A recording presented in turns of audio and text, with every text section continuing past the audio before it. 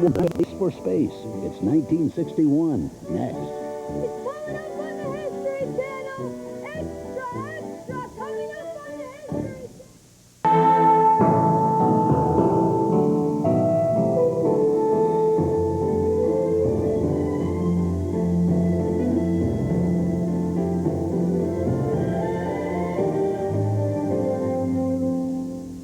Hello, I'm Karen Stone, and this is Year by Year.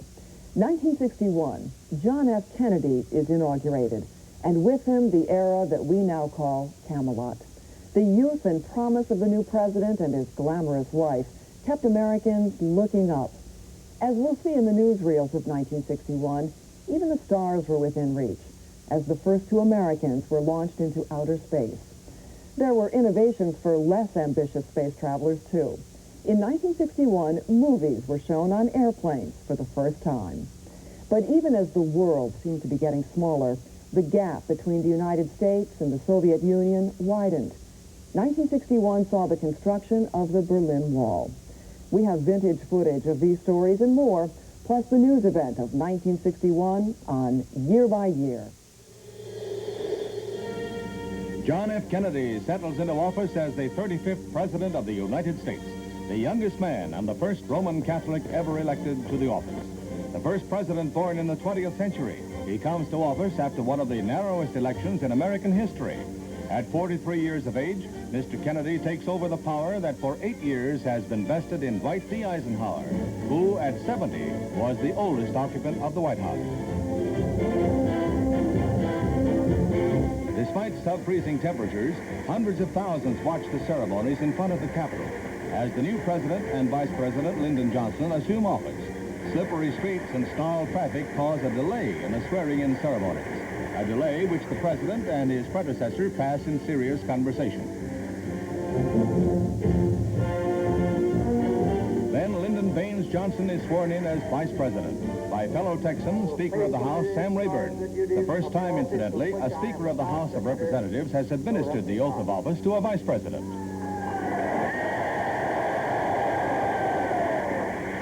Then, 10 minutes later, John Fitzgerald Kennedy is sworn by Chief Justice Warren as the 35th President of the United States, with the prayers of 4 major faiths to support him in office. Fitzgerald Kennedy, do solemnly swear. I, John Fitzgerald Kennedy, do solemnly swear That you will faithfully execute the office of President of the United States. that I will faithfully execute the office of President of the United States And will, to the best of your ability, and will, to the best of my ability, preserve, protect, and defend the Constitution of the United States. preserve, protect, and defend the Constitution of the United States. So help you God. So help me God.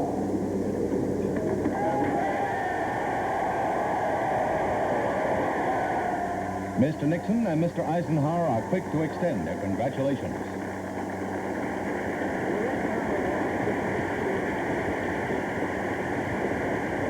President Kennedy's speech is brief and stirring. Let the word go forth from this time and place to friend and foe alike that the torch has been passed to a new generation of Americans born in this century, tempered by war, disciplined by a hard and bitter peace, proud of our ancient heritage, and unwilling to witness or permit the slow undoing of those human rights to which this nation has always been committed and to which we are committed today at home and around the world. That night, things warm up. After a brief rest, President Kennedy and the First Lady venture from the White House to attend a round of no less than 5 gala inaugural balls. The presidential couple arrive at the main ball at the Columbia Armory, Washington's resplendent finale to 2.5 days of celebration. A new era begins under the leadership of President John F. Kennedy.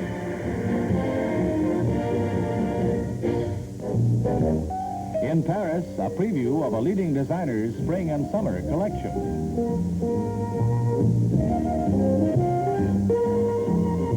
These styles by Guy Laroche go along with the current revival of the 20s, especially Regardez-la, the lower waists and higher hems, which put Milady's knees in the picture this coming season.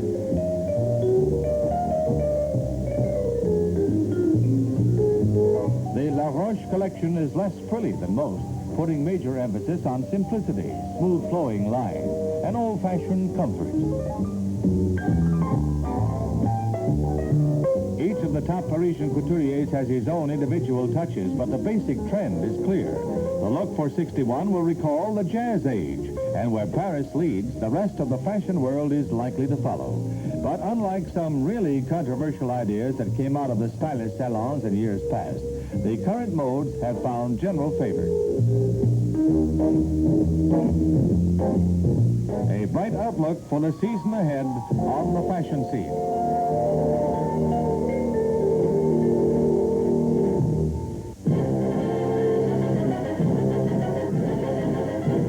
At President Kennedy's news conference in Washington, the chief executive announces the creation of a Peace Corps to help the developing countries of the world. I have today signed an executive order providing for the establishment of a Peace Corps on a temporary pilot basis. I'm also sending to Congress a message opposing authorization of a permanent Peace Corps. This Corps will be a pool of trained men and women sent overseas by the United States government or through private institutions and organizations to help foreign countries meet their urgent needs for skilled manpower. It is our hope to have between 500 to 1,000 people in the field by the end of this year. We will send Americans abroad who are qualified to do a job. We will send those abroad who are committed to the concept which motivates the Peace Corps. It will not be easy. None of the men and women will be paid a salary. They will live at the same level as the citizens of the country which they're sent to, doing the same work, eating the same food, speaking the same language. We're going to put particular emphasis on those men and women who have skills in teaching, agriculture, and in health.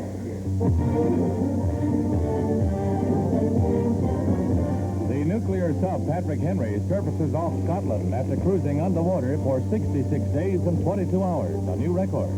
More important, she's the first atomic sub to enter the Scot port of Holy Loch. And on the way in, she encounters a few canoe loads of pacifist demonstrators, as well as a live mine left over from World War II.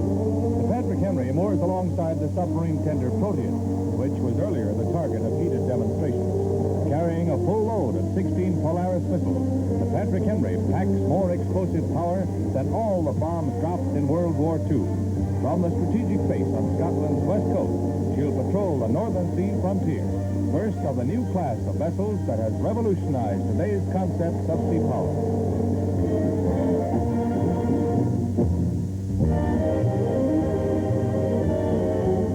Spring is in the air, a heady prospect, and from heads it's a natural step to hat. The Easter bonnet is tops in Milady's mind as we pass from dour winter into a cheerier clime. For a preview of the chapeau stylings that have the uppermost this season, we visit the Spanish Monastery Garden outside Miami, where a chic quintet model a sequence of hats by the nation's leading milliners.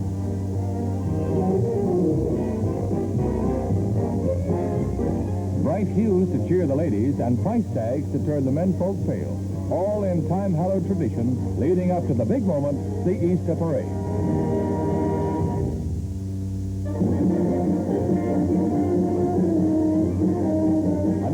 Dawns in French horse racing with the lifting of a national ban on lady jockeys. 15 mamselles weigh in for the first distaff outing at the Camp de Ferme course for the Prix aux Amazons, the race of the Amazons, and they proved their mettle with as hard-fought a race as their male competitors have turned in.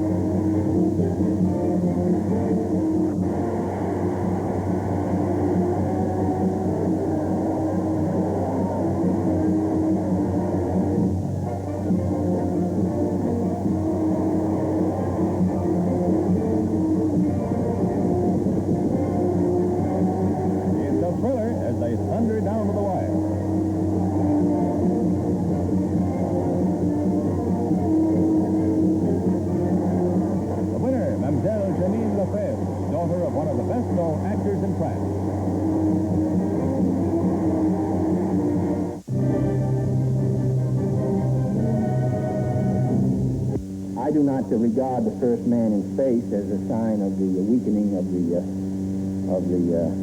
free world. But I do regard the total mobilization of men and things for the service of the communist bloc over the last years as a source of great danger to us. And I would say we're going to have to live with that danger and hazard through much of the rest of this century.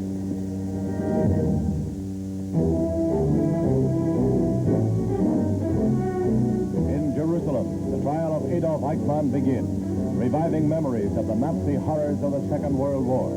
Entering the bulletproof prisoner's box is the man charged with the annihilation of millions of Jews in Nazi death camps.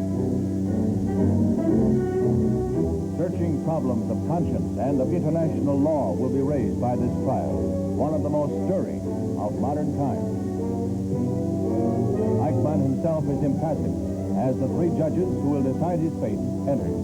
Now, after 15 years in hiding and 1 year after his sensational abduction from Argentina, Adolf Eichmann is indicted on 15 counts of crimes against the Jewish people and crimes against humanity. Accused together with others during the period 1939 to 1945 caused the killing of millions of Jews in his capacity as the person responsible for the execution of the Nazi plan for the physical extermination of the Jews, known as the final solution of the Jewish problem.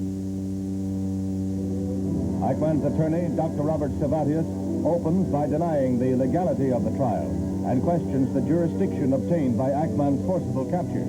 Dr. Savatius further suggests that Eichmann be tried by a neutral or international tribunal. Israeli Attorney General Gideon Hausner, the chief prosecutor, replies that no one except the State of Israel has sought to bring Eichmann to justice and cites the Nuremberg war crimes trials as precedent for this trial. Throughout, Eichmann remains icy calm, his fate at last in the scales of justice. Year-by-year's look at 1961 will continue. In 1961, the U.S. increases the number of military advisors in South Vietnam. Racist mobs attack freedom riders in Alabama, and Ernest Hemingway dies of a self-inflicted gunshot wound. President John Kennedy's debut on the international scene gets off to an auspicious start in France with his arrival at the Paris airport after a flight from New York. The president is greeted formally by President Charles de Gaulle, with whom he will hold a series of conferences before those with Soviet Premier Khrushchev in Vienna. It is a meeting of the heads of two great nations that have been friends since the birth of the United States. A dramatic, symbolic scene of unity, the aging great man of France and the youthful president of the United States.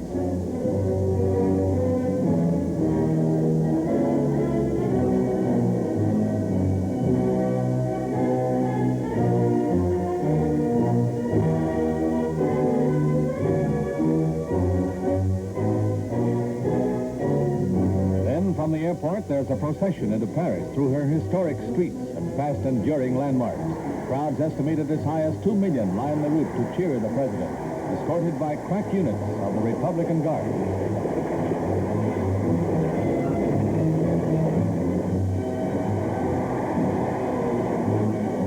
The two leaders lost little time in discussing their major problems, and rarely before have heads of state come to such quick agreement on some point.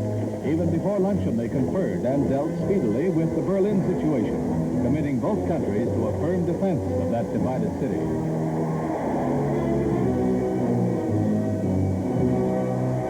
Their first private conferences are held at the Quai d'Orsay and at Élysée Palace. Mr. Kennedy later made a strong statement on the interdependence of France and the United States and pledged that American forces will remain in Europe as long as they are required, ready to meet any threat with whatever response is needed. Later, the two men took up the Southeast Asia and African questions, laying a firmer foundation for a united front on these vexing problems. Mr. Kennedy will carry with him to Vienna and Khrushchev all of the prestige that his meeting with de Gaulle has produced.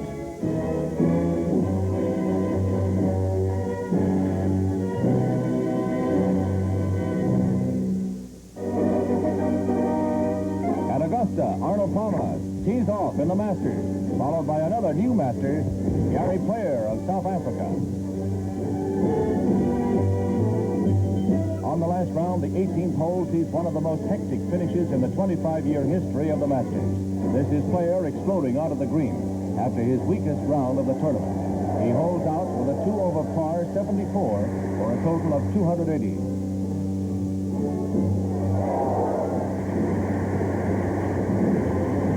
Palmer needs only par to win.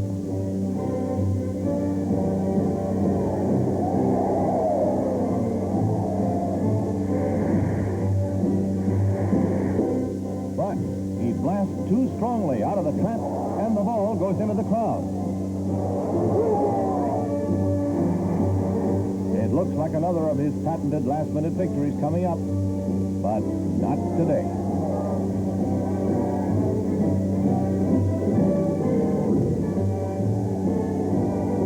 Last chance for a tie with Player. Palmer's blow-up puts him into a second-place tie as he takes a 6 on the par 4 18th, and Gary Player, who left the last hole in dejection, becomes the first foreigner ever to win the Masters.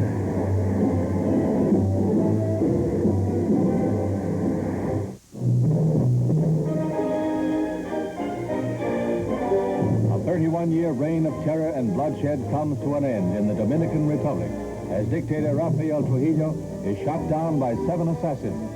His victims were numbered in the tens of thousands during his iron-fisted rule of the island nation, a rule which created fabulous wealth for a few and the grimmest of poverty for the majority. He ruled by the gun and died by the gun. And now the scramble for power begins. His brother Hector is one of those in the struggle for the fallen mantle.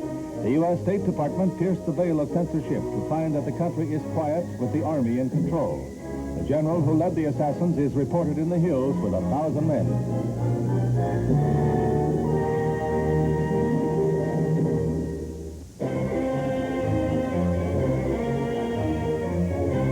It's the golden anniversary running of the Indianapolis Speedway Classic. And when the crowd of 200,000 sees the balloons go up, they're ready to settle down in the carnival atmosphere for the hours-long duel. There are 33 starters. But while many are called to the starting line, usually less than half finish the grueling grind. All but one of the cars zooming around the bricktrack are American. The exception is a rear-drive, lightweight powerhouse driven by Australian Jack Brabham.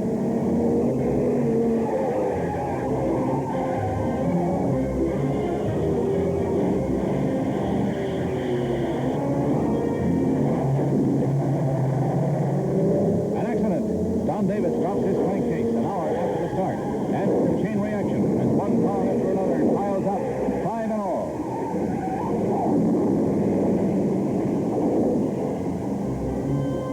The crowd is witnessing a near miracle, for none of the drivers is injured except for bruises. For a half hour, the race is slowed and damaged cars are removed. Then they're up to speed once more.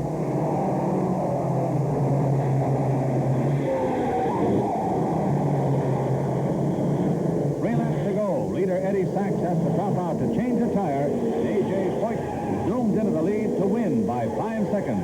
The second closest finish in the history of the race. 5 seconds that made $125,000 to Foyt, the richest purse ever at Indianapolis. He's the #1 speedster on the racing scene today.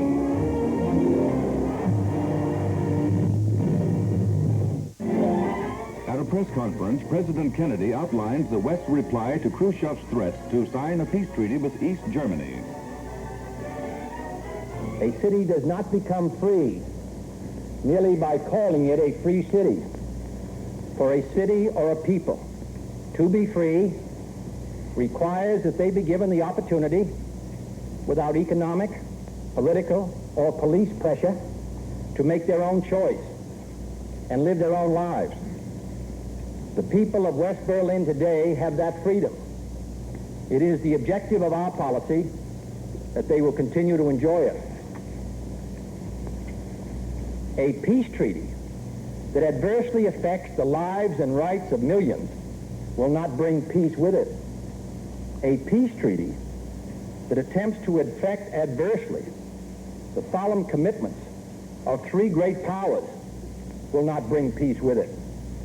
We again urge the Soviet government to reconsider its course, to return to the path of constructive cooperation it so frequently states it desires, and to work with its World War II allies in concluding a just and enduring settlement of issues remaining from that conflict.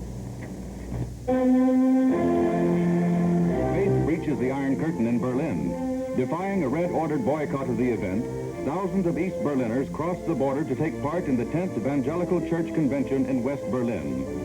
More than 12,000 children rally in youth ceremonies while their elders take part in convention sessions. No such meetings were allowed in East Berlin, where observances of the Evangelical Conclave are limited to religious services. The roadblocks that the communists throw in the path of the faithful have failed to dampen religious fervor in the East.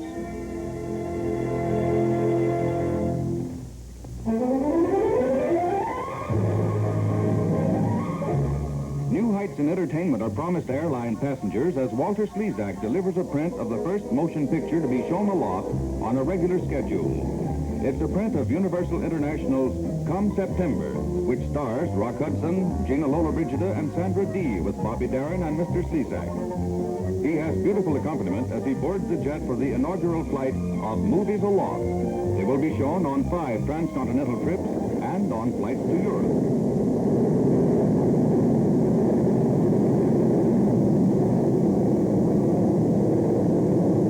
Curtain going up, so shades are lowered. The projector is hidden in the ceiling of the plane, and each passenger has lightweight earphones.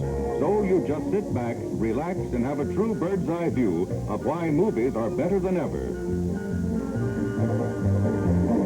Walter Slezak has a coveted role in Come September, and at this preview, the actor has a chance to be his own critic. He seems satisfied with his performance. Gina Lollobrigida would make a cross-country hop worthwhile, even if you had no place to go. Still to come on Year by Year, Alan Shepard and the race into space. Stay with us.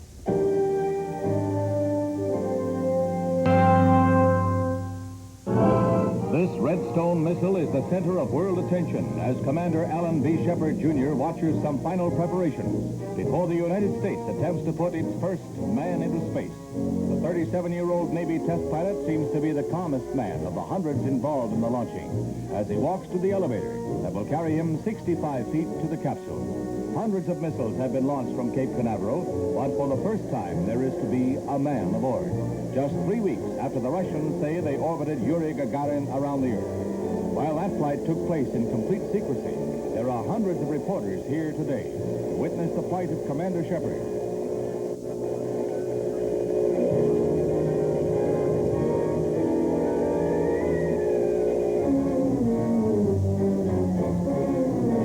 Capsule a once-over with a test pilot's keen eye and gives a reassuring pat to standby astronaut Lieutenant Colonel John Glenn.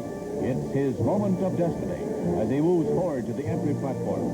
It's 6:20 a.m., more than 3 hours to launching time, as his protective boots are removed and he prepares to take his place on the contoured couch in the capsule.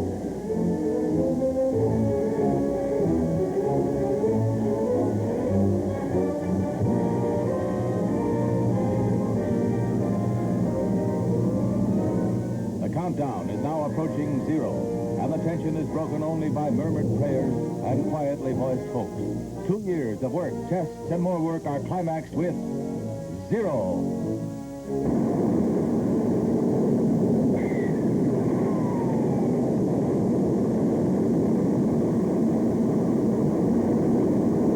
The rocket performs perfectly as it lifts the funnel-shaped capsule gracefully aloft.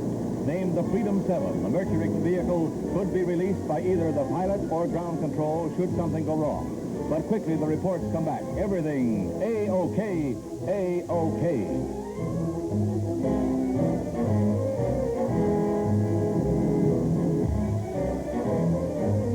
The burning stone separates and weightlessness begins for Shepard as the escape tower is jettisoned and he reaches his top altitude of 115 miles. As he contacts the base, special cameras record his reactions, something the Russians either fail to accomplish or fail to reveal. He now takes over operation of the pitch and roll of the capsule, thus becoming the first man to pilot a space vehicle. Fiberglass absorbs heat as he faces backwards on re-entry into the Earth's atmosphere. He then fires the retro rocket to slow the capsule's downward fall. At all times, he is in contact with ground bases. And 302 miles from takeoff, the space vehicle drops to the sea, where helicopters from the carrier Lake Champlain are poised for recovery. These remarkable pictures show Commander Shepard crawling from the Freedom 7 as the sling from the aircraft is maneuvered within his reach. It's clear he suffered no ill effects, though he endured a gravitational pull that made his weight seem like 16 pounds.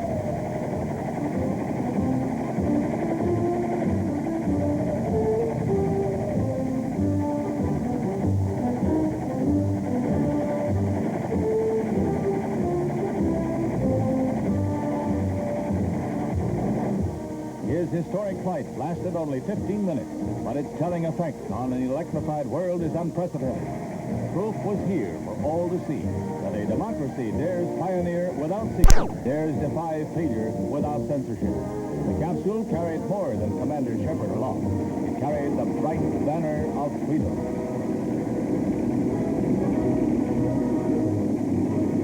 The astronaut walks jauntily from the helicopter, the victor returning from a conquest of the outer world.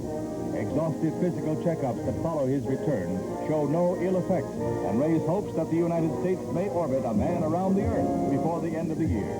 And that man will have to follow in the star steps of Alan Shepard.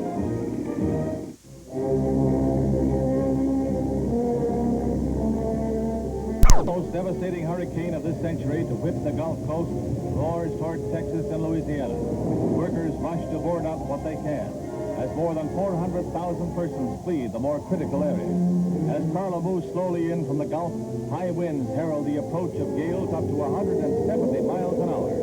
Tides run as high as 12 feet above normal, and Galveston had 4 feet of water in the business district as most of the population fled. In Louisiana, the story was the same. Roaring winds heralding the approach of the unwelcome visitor.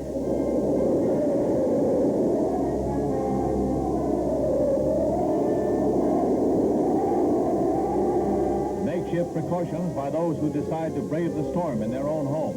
But most take the advice of meteorologists and head for higher land, away from the sea, taking pets and livestock with them to safety.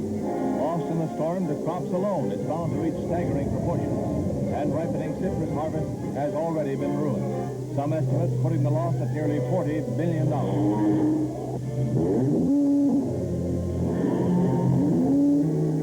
Gulf Coast has experienced big blows before, but nothing in 60 years to compare with the fury of the season's first big blow. Man becomes a puny creature at the mercy of the elements when nature goes on a rampage like this. Samos spy satellite stands ready to be launched on an orbit that would take it over the Soviet Union to photograph military installations. But there's trouble right on the pad.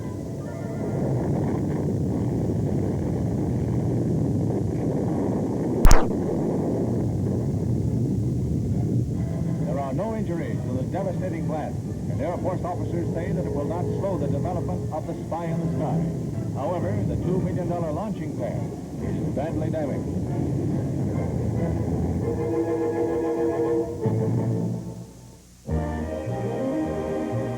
Mirror, mirror on the wall, who is the fairest of them all?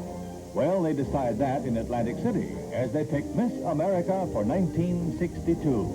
There may be other beauty contests, but few match the tradition and glamour of this competition for the crown.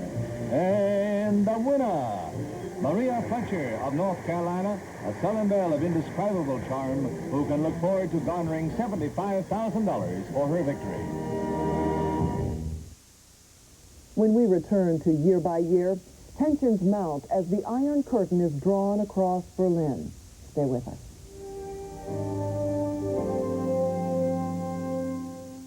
Turns to 1961. 1961 saw relations between the U.S. and the Soviet Union grow colder and colder. August 13th, communist troops sealed off all common borders between East and West Berlin. The news event of 1961 would divide the world by ideology, the building of the Berlin Wall. The attention of an anxious world is focused on East and West Germany and Berlin. The last great exodus of refugees from the East is processed in the Marienfelde Center as the communist German regime moves to close their border against further flights. Since the Khrushchev announcement that he would sign a separate peace treaty with East Germany, the flow of those seeking asylum here on the fringe of freedom has reached 1,500 a day. But from now on, crossings into free Berlin will be positive affairs. Once the East Germans are processed, they are absorbed into the hungry West German labor market, flown to those centers where they are needed most and where they are safest from red-inspired kidnapping.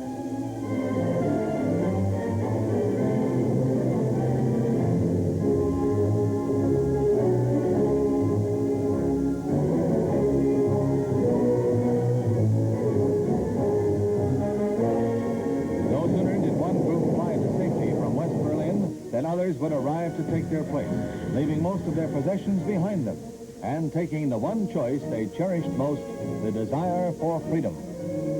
East German troops swooped down on the border between Red Berlin and the Free City in the pre-dawn hours to close the 66 points where movement between the sectors has been relatively free. East Berliners who held coveted jobs in the West were told to stay home, and the trains were halted.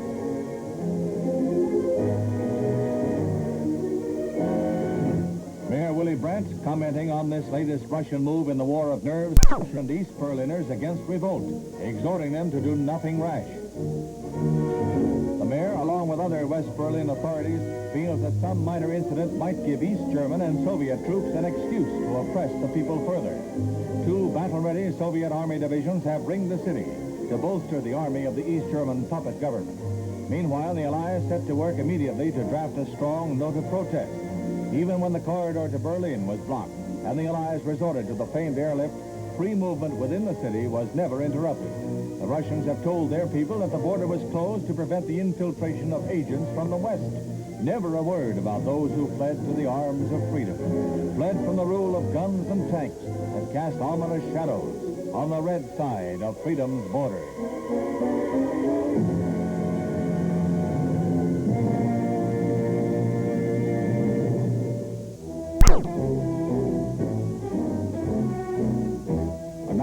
Ordeal of terror in El Paso as the Continental Airlines jet is hijacked by a father and his son. Government agents machine-gunned the plane's tires to prevent it taking off after it landed for fuel at El Paso after being seized over Phoenix. When the attention of the hijackers was diverted, the 2 hostesses slipped from the rear door, leaving 8 other hostages aboard. These were freed when officers slipped aboard and overpowered the 2 men. The 2 men, Leon Bearden and his son Cody, are led from the plane to be arraigned on various charges and held on $100,000 bail each. The hijacking is linked to Castro in view of the father's visit to the Cuban embassy in Mexico last month. Now the U.S. has authorized airline crews to carry arms and offers substantial cash awards for tip-offs on future hijackings.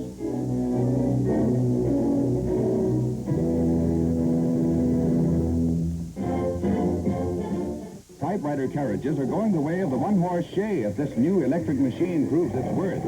Not only is the movable carriage gone, but movable type bars as well, for a revolving drum that travels across the paper takes its place. Shed a tier 2, if you will, for the ink ribbon, replaced by a cartridge. The type fonts, there are 6 available, are quickly changed. Faster than you can type, the quick brown fox jumped over the lazy dogs.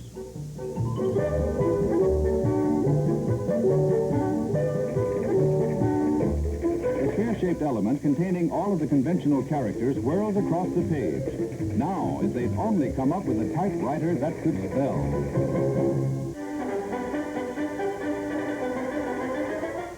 The 1961 sports year got off to a flying start at Oberstdorf in the Bavarian mountains as the world's greatest skiers competed for the international crown.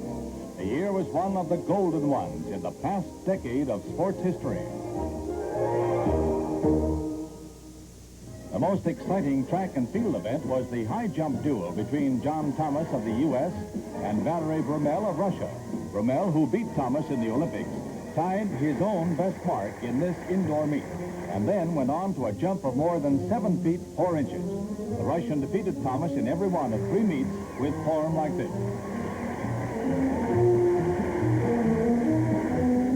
A Uncle Sam had his moments, though. From the Olympic Games to Moscow meets, Wilma Rudolph shattered women's records whenever she performed.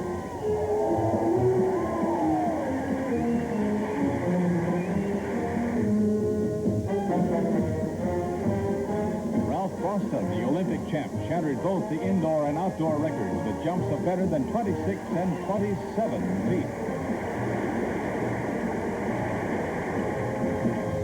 At the National AAU Championships, Frank Budd of Villanova cut the 100-yard record to the astounding figure of 9 2/10. And that's flying.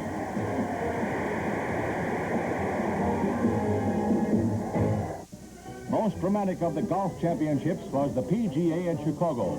Little Jerry Barber commands the green, shaving stroke after stroke when it appears he is hopelessly beaten.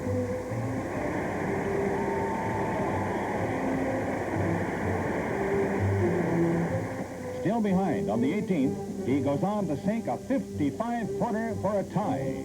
In the playoff, he becomes the new PGA champion. This is the stuff of which champions are made.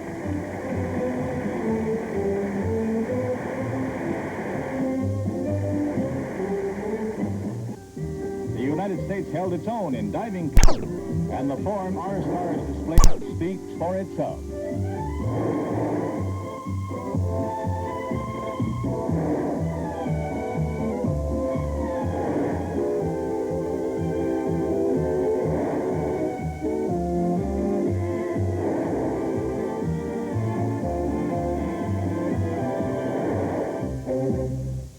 Roger Maris left and Mickey Mantle were murder and mayhem for the Yankees. Maris bloomed with his long ball in 1961 and scattered home runs into the stands like hailstones. He led an assault along with Mantle on Babe Ruth's home run record of 60. And for a while it was nip and tuck as to which of the two would be the one to break the record set by the Babe in 1927. Since Ruth's day, the season has been expanded. Maris did not hit his 61st until the Yankees' final game. He didn't break the old mark within 154 games, but a new record he did chalk up.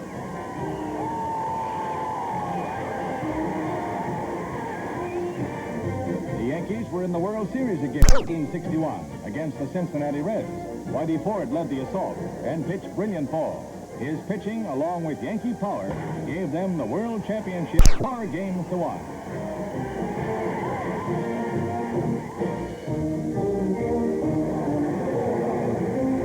Football provided some spine-chilling thrills. In the season's pro opener, Tim Brown of the Philadelphia Eagles took the opening kickoff from 5 yards behind his goal line and romped 105 yards for a touchdown.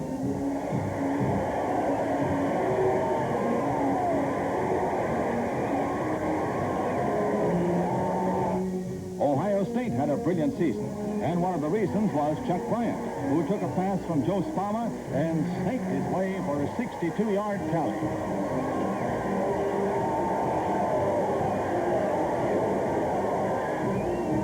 Ernie Davis, Heisman Trophy winner as the outstanding college football player of the year, sparked the Syracuse team with runs such as this one. That number 44 was murdered to the opposition. And as a grand finale, here's Dave Ramey of Michigan taking an Ohio State kickoff all the way home. 1961, the year of thrills in sports. For everybody from racing fans to football enthusiasts, 1961 was a year to remember.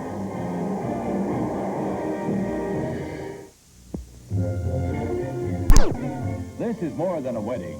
It's a merger. Everybody's getting to the church on time, all 20 of them, for the ceremonies that will unite a widower with 10 children and a widow, Mrs. Helen B. North, who has 8. The groom is Chief Warrant Officer Francis L. Beardsley, who received a note of condolence from Mrs. North when he lost his wife. They met, and in time, love bloomed. The kids, ranging from 17 months to 17 years, are happy, but no one is happier than bride and groom, who look forward to no trouble in providing a comfortable, loving home for their brood. You'll remember that it was the Galbraith family who expounded that it was cheaper by the dozen. Well, the way we figure it, another 6 makes it even cheaper. Get thee behind me, income tax man.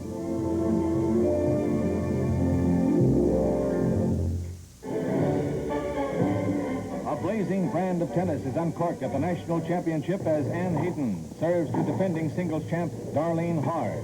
It's tennis reminiscent of the golden years of the game, of Helen Wills and Suzanne Langlois, as Miss Hard presses the English girl who holds the French championship. This is Miss Hard's point made, shall we say, the hard way?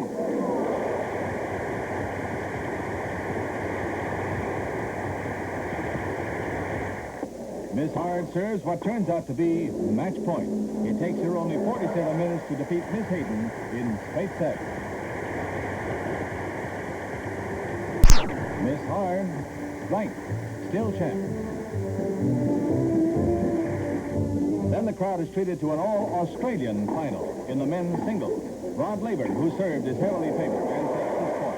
But he's up against a worthy foe in Roy Emerson, who serves and then follows through on a rally that has the crowd on its feet.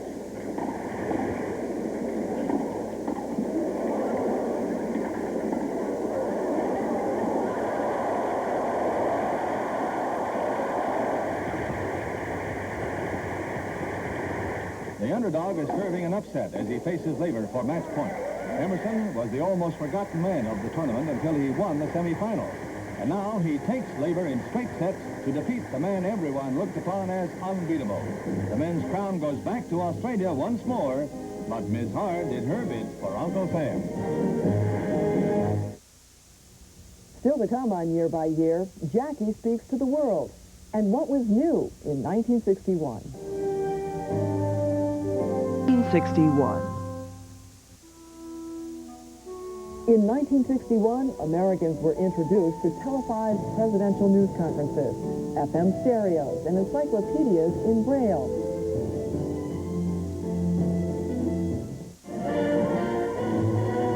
President Kennedy begins his venture in personal diplomacy in Latin America with a stop in Puerto Rico, where he is greeted by Governor Luis Muñoz Marin. The president's whirlwind tour was planned to strengthen cooperation among South American countries for economic betterment. And at the San Juan airport, he terms Puerto Rico the bridge between Latin America and the United States.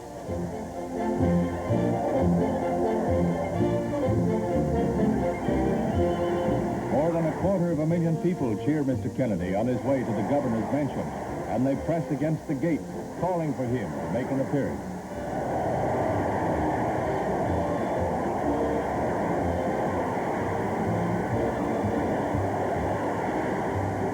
Flags of the nation and the Commonwealth wave over the mansion as Mr. Kennedy is honored at a state reception. With Governor Marin, he greets the guests before a formal dinner. Latin American affairs press heavily on the president, even on such occasions. He spent an hour with his aides before the reception, conferring on the rapidly shifting state of affairs in the Dominican Republic, and then went on to Caracas, Venezuela.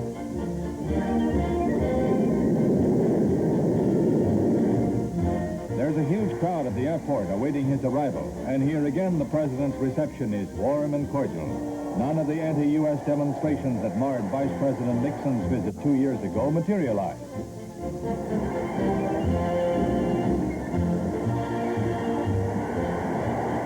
Greeted by Venezuelan President Romulo Betancourt, Mr. Kennedy praised him for leading his country in the path of liberty and progress. It was Mr. Betancourt who overthrew a dictatorial regime 3 years ago.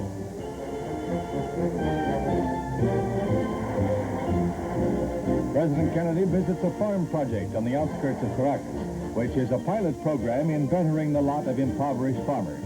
It is part of the Alliance for Progress, a drive on the part of the United States and Latin American countries for the betterment of economic well-being in all of the Western Hemisphere. Mr. Kennedy unveils a pleasant surprise. Ladies and gentlemen, Mr. President, one of the Kennedys does not need an interpreter, so I'd like to have my wife say just a word to you.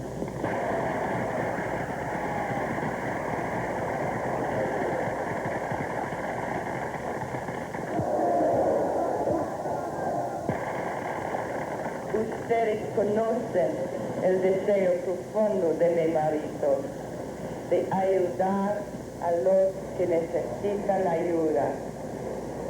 Estoy segura que con vuestra colaboración él tendrá éxito. Hasta luego, gracias.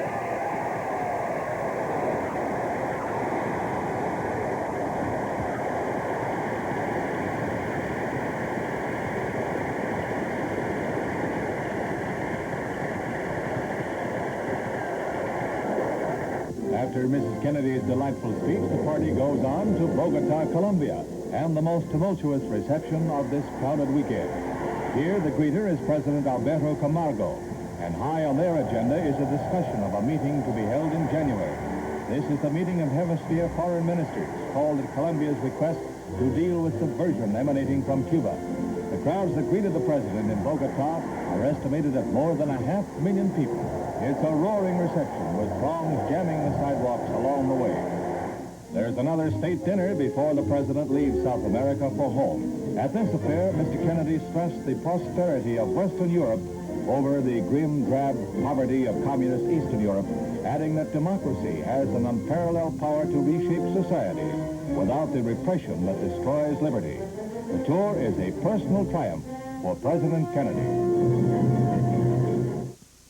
Henry Mancini's Moon River was one of the hit songs of 1961, and the moon was indeed on everyone's mind. When 2 Soviet cosmonauts were launched into orbit, the space race began in earnest. In May, Alan Shepard picked up the gauntlet for the United States, becoming the first American in space. Astronaut Gus Grissom followed on July 21st. The space program seemed to offer boundless promise, but back on Earth, progress was not so easily won. In the summer of 1961, mobs attacked civil rights freedom riders in Alabama. And in Germany, the Berlin Wall went up, symbolically and literally dividing the world in two.